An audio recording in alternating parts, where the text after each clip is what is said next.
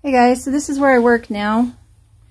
The reason you're going to see so many products in all my videos is because I am working in a commercial garden and we are trying out different methods. Indoor gardening, raised metal bed gardening, grow tower gardening. And so that's what you're seeing here is all of the indoor options.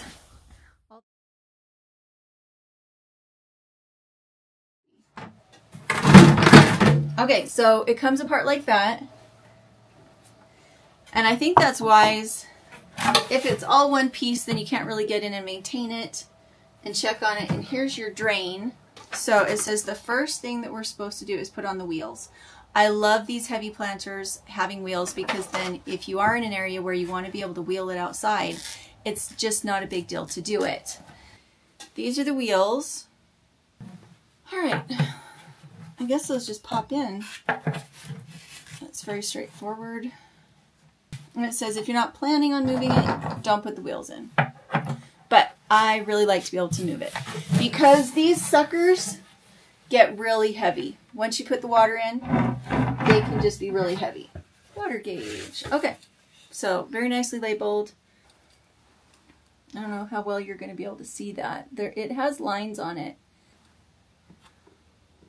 I'm not sure. It looks to me like that's how it works. Okay, so now it has the water gauge in. The reason you want a water gauge is because if you have the plug-in on the bottom and you just keep adding water, you will submerge the roots of your plants and they will die. These are the P3 straight connectors.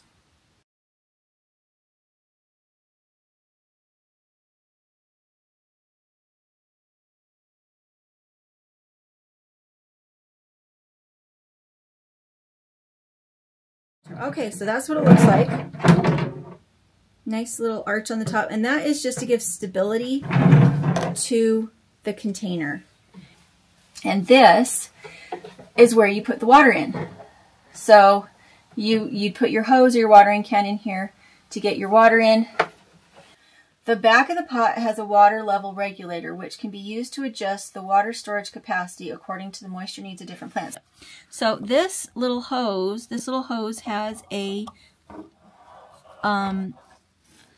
little plug on it, and that's so you can use it indoors and so that it doesn't make a mess all over everything.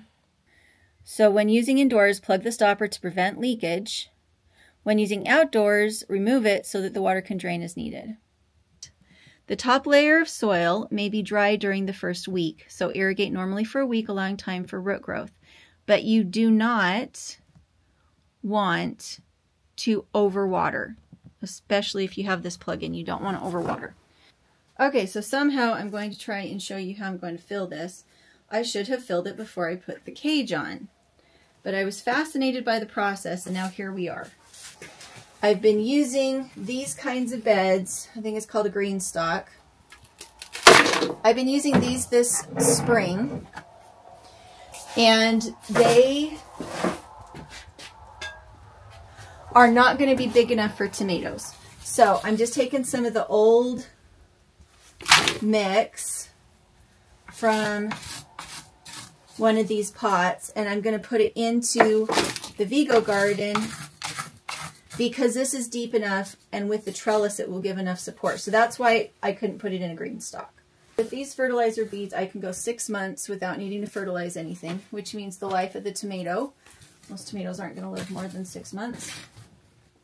Might live longer since you're doing it inside, but a lot of times you want to just plant a new tomato at that point.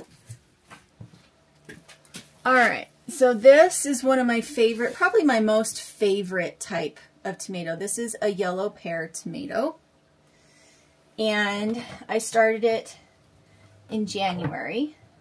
I'm just going to dig a little hole, and we're going to bury it deeper than where it was in its last pot. And that's because tomatoes will put on little root nodes on the sides of their stems. I'm going to take off these little babies because we don't want them under the soil.